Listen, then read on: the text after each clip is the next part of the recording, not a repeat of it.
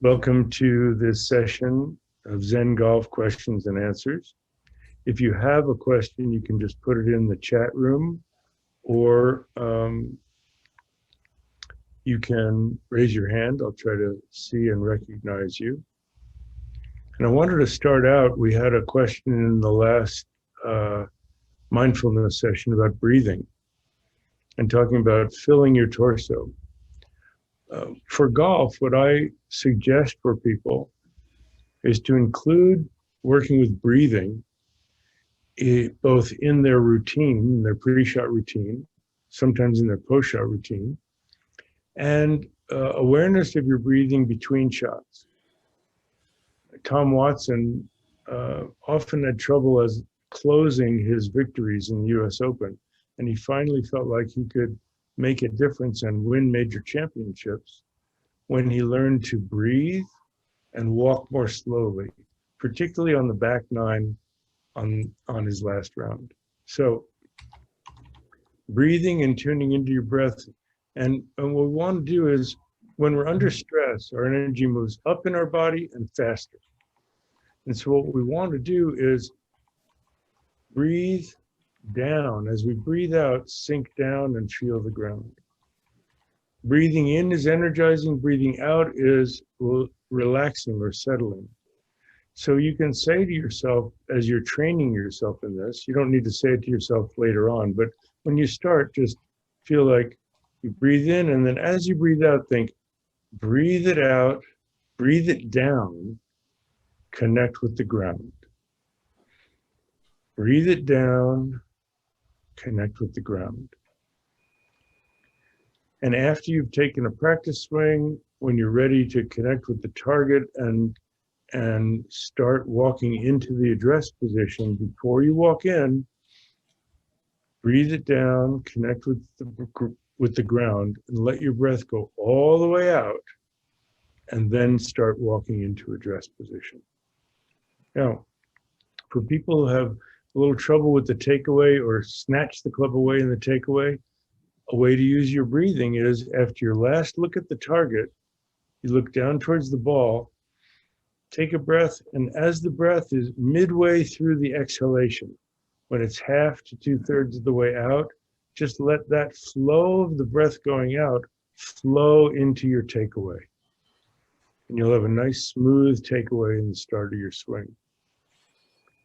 Now, in the post-shot routine, if you hit a shot that was somewhat upsetting, you want to calm yourself down by first calming yourself down with the breath, and then say, where did that shot come from?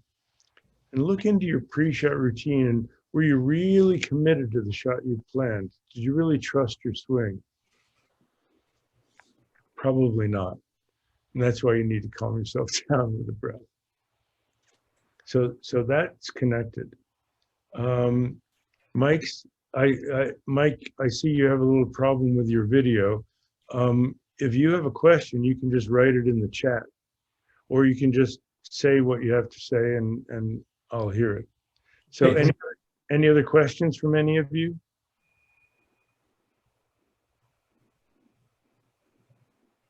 Can I? Go ahead and jump in. Okay, I'm jumping. Joey, today I was playing golf, and I was just thinking, actually for a longer time, I've been thinking about breathing. When you address the ball, then you make the backswing, and actually you can breathe in as you make the backswing, and breathe out when you go through the impact and you are sending the ball to the target. Or sometimes I actually tried, and even I had like much more smooth swing when I breathed in, I looked at the target, and actually when I breathe out, I made the backswing and the follow through, and I was actually more relaxed. Okay. What do you think about this? I know it's like, it's a little stupid and weird thing. And if I asked my pro, he would probably was laughing. Marcella, you think too much. But I think I'm curious. So let's start with not calling yourself names and saying it's stupid. So we want to have positive self-talk. So we Okay. start with your positive self-talk. And the next thought I had was similar to your pro of not thinking too much about Yes. it. So yeah, go ahead and figure it out ahead of time, but don't be thinking about it while you're doing it. You need to make it part of your routine so that you're not thinking about it. Now, there are both of those are very valid because think about tennis players. They are breathing out at impact. And the same thing happens with boxers. You see boxers, because what happens is if you breathe out forcefully at the moment of exertion, what you're doing is pulling up your diaphragm and tightening your core Exactly. so that your whole being is kind of more compacted and compressed. And so Yes. there's no space in there, and the muscles are all kind of more all working together. That's one way of doing it. Now, I have to confess, I considered that, but I couldn't bear the thought of playing golf and hearing from all over the golf course, ha, ha, like tennis players, from everybody as they're impacting the ball. Breathe in as you go back and ha, through impact. I just couldn't bear the thought of it. So I did not want to train my golfers to do it that way because it was just unbearable. Now, because inevitably somebody in the next hole is going to be doing that as you're in the middle of your backswing, and it's going to make everybody crazy. So doing it silently is a possibility, and you can experiment with it. But what I have found is that what I talked about right at the beginning, in answer to your earlier question, and that is looking at the target, and I don't consciously think about inhaling, because sometimes I do, but sometimes when I look back to the ball, I need to inhale then. But whatever it is, my intention is that as I breathe out, halfway through the out breath, I'm going to use that as the breathing out and down, and my arms start taking and body, not just arms, but I start taking the club back.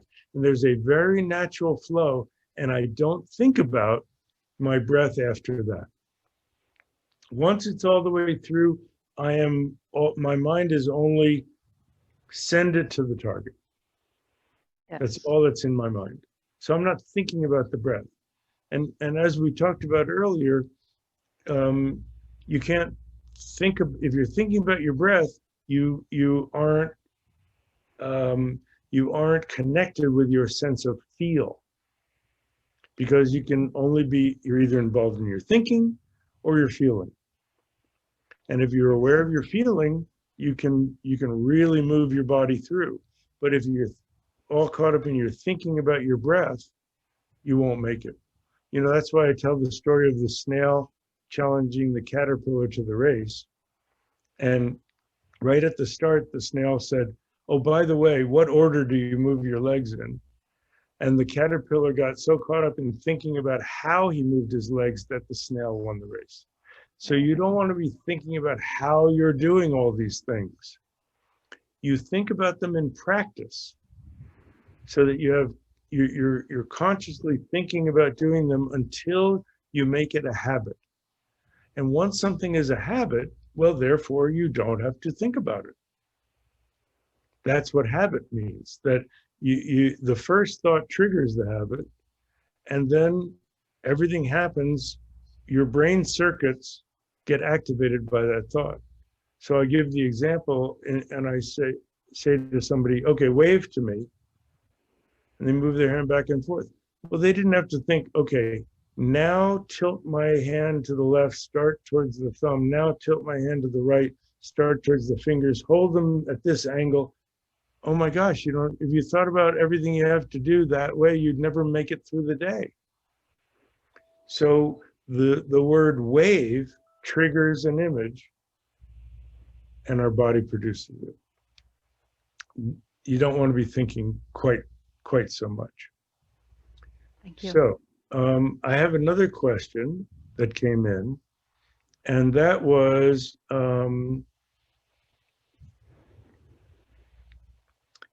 for amateurs, they often think about score. And should they count the score after each hole on the round?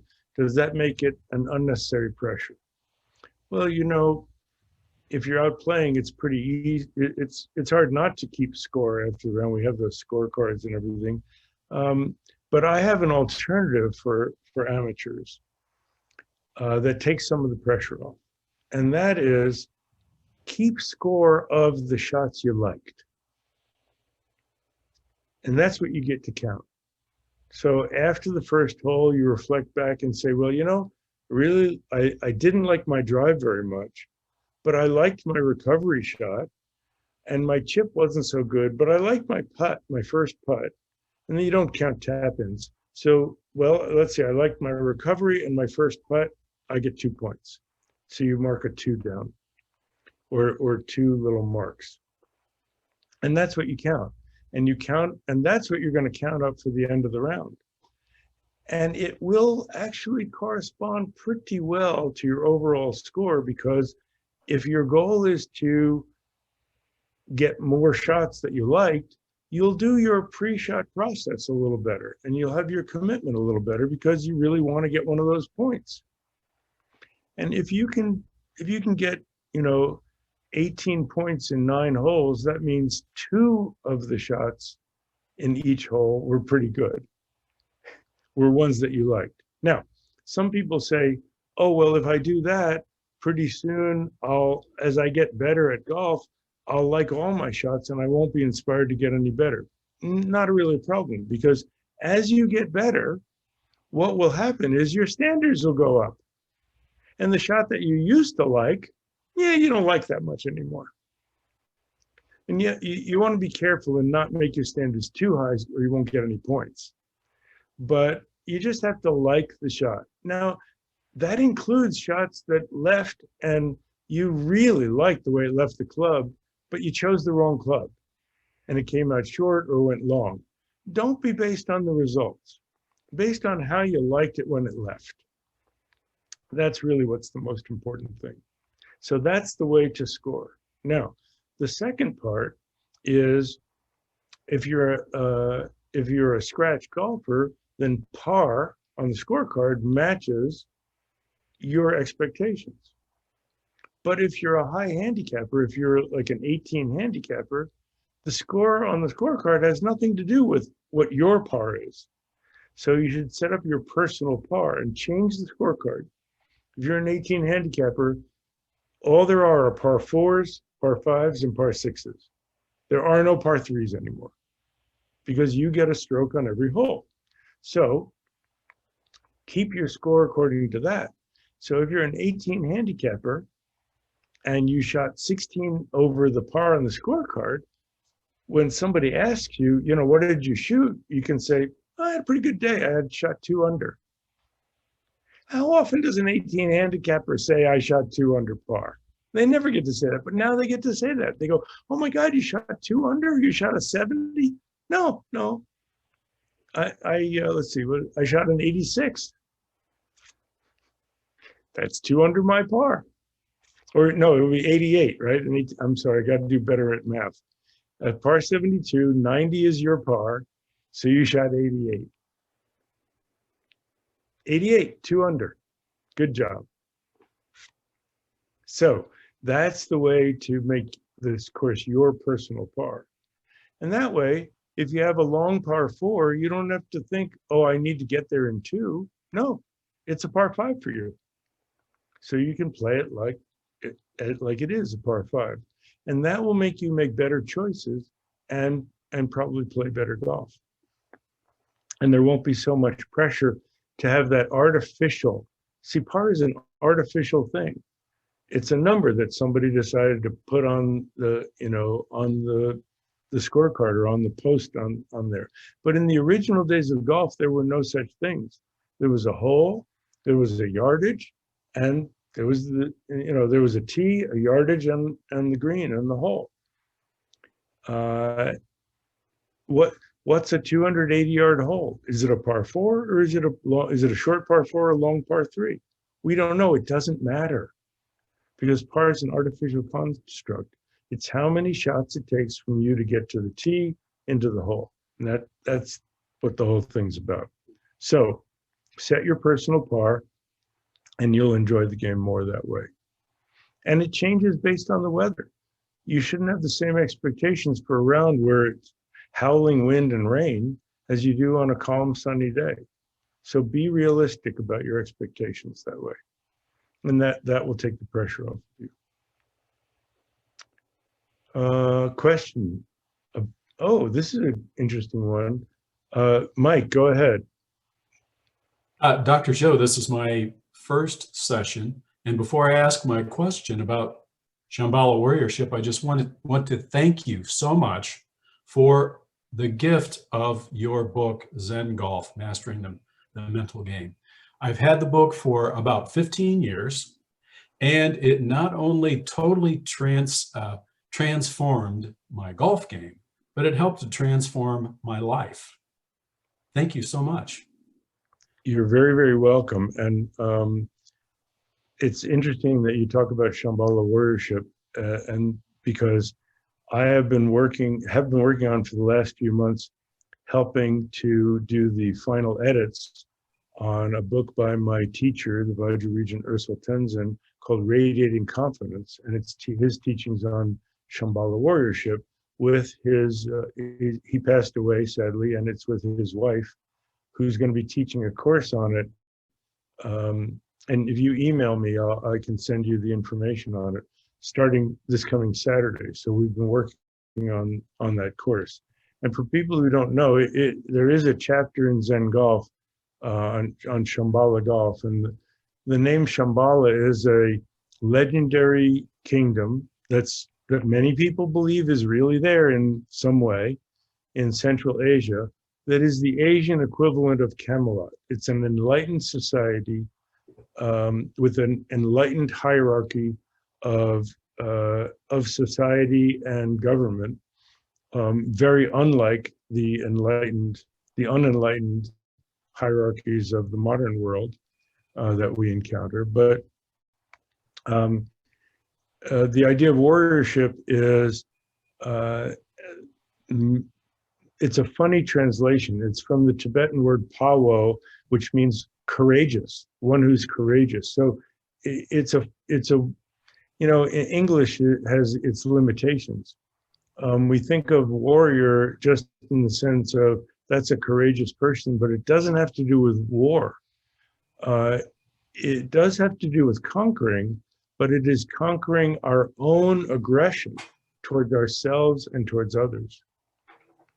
So in this sense, it's courage, bravery to really take a look at who and what we are and how we relate with our body, how we relate with our speech in communicating with others, and how we relate with our mind of what we think of ourselves and others. So if we relate with that kind of courage and don't relate out of fear and needing to protect what we have and get what we feel like we need, and in competition with others. I recently heard somebody say politics is a zero-sum game, which is a terrible, terrible attitude, that if you win, I lose. But transcending that and saying, what can I offer to make the world a better place? And all of that richness will always come back to us. So that's really the idea of Shambhala warriorship. And Mike, did you have a particular question? No, I just wanted to touch on that and discuss it just a bit about what it is. It was an intriguing aspect of your book, and I just wanted to know how we could, the idea of strength in gentleness is, I think, really important right now, that there is strength in gentleness instead of strength in aggression and competition. But I wanted to know, how we could connect, how I could connect more completely with that idea. I haven't seen any other literature out there about it. So books. Yeah, there's a book called Shambhala, The Sacred Path of the Warrior. And I'll type that in. And that's by my original teacher, Chigam Trungpa. And then the next one is Radiating Confidence. And I think that one is only available now on something called Lulu, which is we're self-publishing that. But there's a class on that, and I don't have the information right here. I'll have to get that to you. Ken, do you have that in any of the emails? The class that's happening. Give me 1 second. I think I might be able to find it.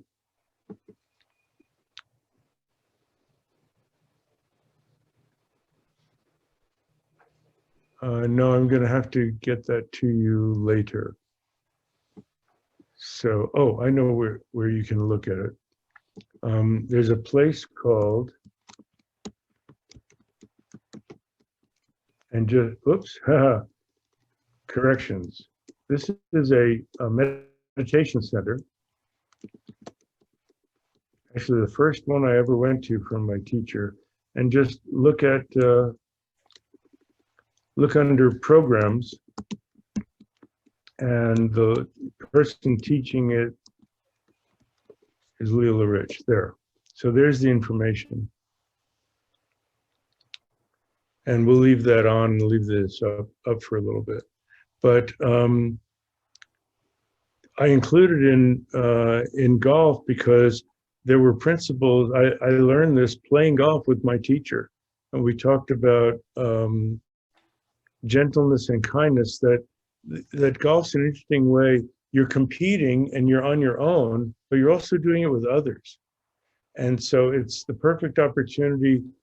I mean, how much more do we need to make friends with ourselves on the golf course and be kind and considerate of others? That's part of golf etiquette, is to be kind and considerate of others.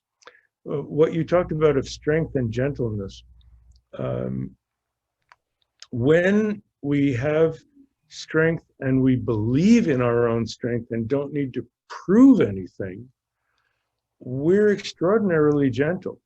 Because no aggression comes up that we need to impose our strength on others.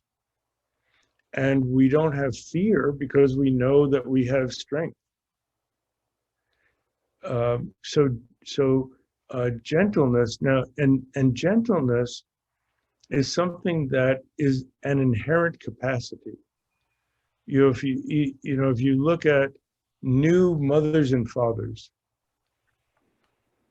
they instantly know how to be gentle. We're afraid that we don't. I'm afraid I'm going to drop my kid.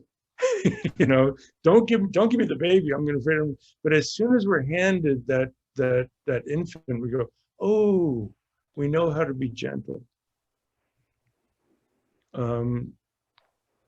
Unless we have, a real psychological disability. There's stories like, I remember the novel of Mice and Men, where the guy, he didn't really know how to be gentle, but he had a pretty serious deficit. So if we don't have that kind of deficit, all of us have that as our natural tendency. It gets covered over because of fear and ignorance. So really, the idea of Shambhala warrior is someone who conquers fear and ignorance in themselves, and then sees how to skillfully work with fear and ignorance in society. I hope that's helpful. One more golf question and then we'll wrap up for today.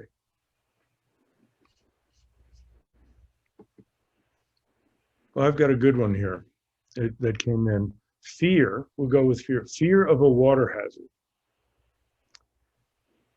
What do we do about fear of a water hazard? Well, let's start with the first fear, and that is losing my golf ball. I actually did a lesson with somebody who was making these guidey, careful little swings and hitting these weak pop slices off the tee. And I said, I see you take your practice swing. Why is your regular swing so different? He said, well, these Titleists cost $5 each, and I don't want to lose it. And I went, oh my gosh, you're paying a lot more for this lesson than the cost of a golf ball. I'll give you a golf ball. I want you to walk up to that ball, and I want you to say, and I want you to really mean it, I don't care if I never see you again, I'm going to make a free swing. And he did it at first without real sincerity. I said, no, start again. You have to really mean it. And then he got into it and really meant it. His next shot was this beautiful penetrating draw right down the fairway, like twice as far as his ball had gone before. He said, where did that come from? I said, it was always there. You wouldn't let it out because of fear.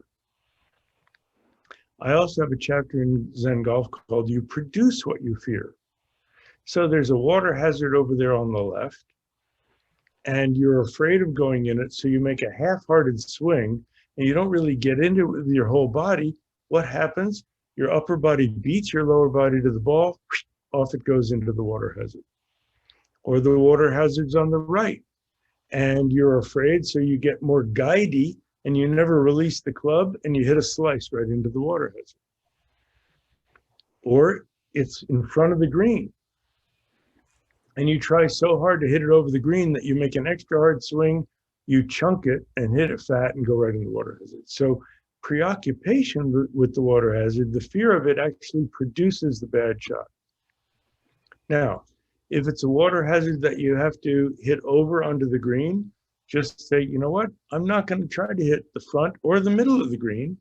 I'm going to take enough club that I can easily get to the back of the green and just look at that instead of looking at the water hazard. Because if there were no water hazard in front of me and I was just hitting to the back of the green, that's the kind of swing that I want to make. So a little bit of pretending that it's not there, but you can only pretend that it's not there if you really pick a positive target well past it. The same thing goes for the left or the right. Give yourself tons of room to play. And if it's on the left, aim for the right side of the fairway. But only focus on that and just say, you know what?